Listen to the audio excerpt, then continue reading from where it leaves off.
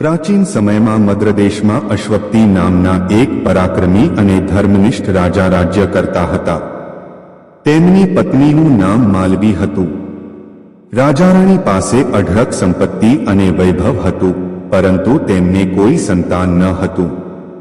સંતાન પ્રાપ્તિ માટે રાજા અશ્વપતિએ વર્ષો સુધી દેવી સાવિત્રીની આરાધના કરી.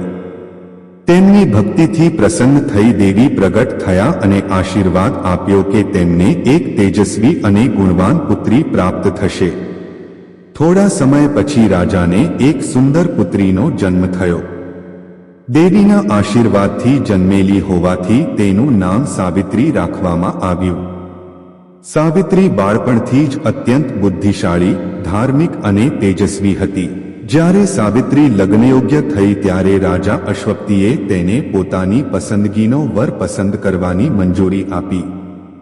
સાવિત્રી અનેક રાજ્યોમાં ફરી અને અંતે શાલ્વ દેશના રાજા દ્યુમત્સેનના પુત્ર સત્યવાનને પોતાના પતિ તરીકે પસંદ કર્યો. દ્યુમત્સેન અંધ થઈ ગયા હતા અને પોતાનું રાજ્ય ગુમાવી જંગલમાં રહેતા હતા. સાવિત્રી સત્યવાનને પસંદ કરીને પરત આવી અને પિતાને પોતાની ઈચ્છા જણાવી. એ સમયે દેવર્ષિ નારદ રાજદરબારમાં ઉપસ્થિત હતા.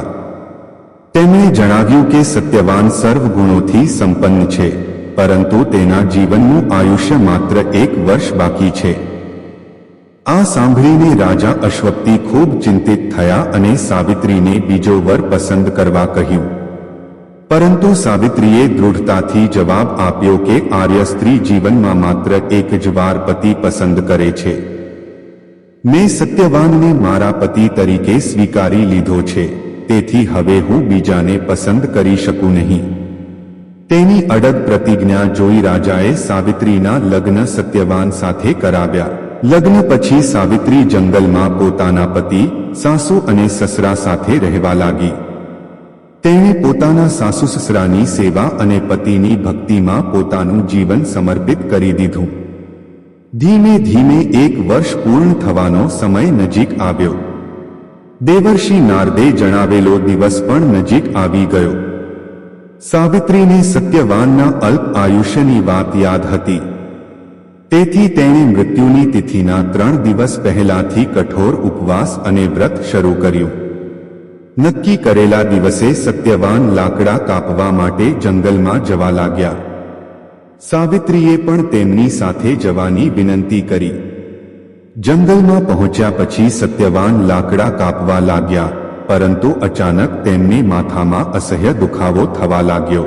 તેઓ સાવિત્રીના ખોળામાં માથું રાખીને સૂઈ ગયા અને થોડા જ સમયમાં તેમના પ્રાણ નીકળી ગયા. એ સમયે યમરાજ સત્યવાનના પ્રાણ લેવા માટે ત્યાં આવ્યા. તેમણે સત્યવાનના સૂક્ષ્મ શરીરને પોતાના પાશમાં બાંધી લીધું અને દક્ષિણ દિશા તરફ ચાલવા લાગ્યા.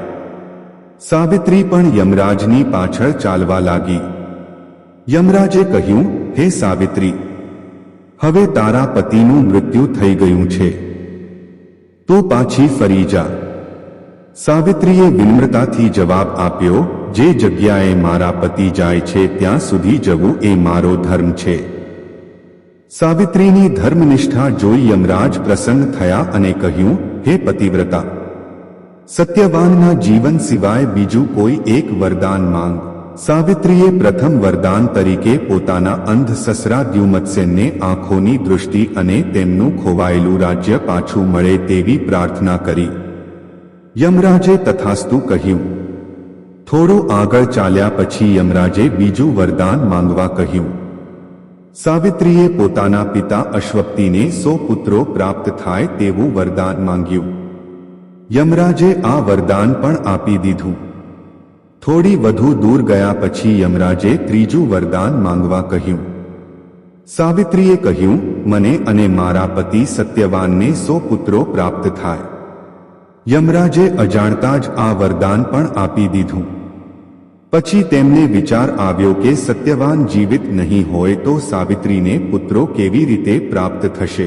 તેઓ સાવિત્રીની અદ્વિતીય પતિભક્તિ, બુદ્ધિમત્તા અને અડગ નિષ્ઠાથી અત્યંત પ્રસન્ન થયા. અંતે યમરાજે સત્યવાનના પ્રાણ પાછા આપી દીધા અને કહ્યું, હે મહાસ્તી સાવિત્રી, તારી પતિભક્તિથી હું પ્રસન્ન છું. સત્યવાન દીર્ઘ આયુષ્ય પામશે અને તમે બંને સુખપૂર્વક જીવન વ્યતીત કરશો. આ પછી સત્યવાન જીવિત થઈ ઉઠ્યા. સાવિત્રી તેમને લઈને આશ્રમમાં પરત ફરી. યમરાજના વરદાન અનુસાર રાજા દ્યુમત્સેનને આંખોની દૃષ્ટિ પાછી મળી અને તેમનું રાજ્ય પણ પરત મળ્યું. રાજા અશ્વપતિને પુત્રોની પ્રાપ્તિ થઈ અને સાવિત્રી સત્યવાને પણ સુખી દાંપત્ય જીવન જીવ્યું. ત્યારથી જ્યેષ્ઠ માસની અમાસના દિવસે સુહાગીન સ્ત્રીઓ વડના વૃક્ષની પૂજા કરીને વટ સાવિત્રી વ્રત કરે છે અને સતી સાવિત્રી જેવી અખંડ સૌભાગ્યવતી રહેવાની પ્રાર્થના કરે છે. વટ સાવિત્રી માતાની જય. સતી સાવિત્રી અને સત્યવાનની જય.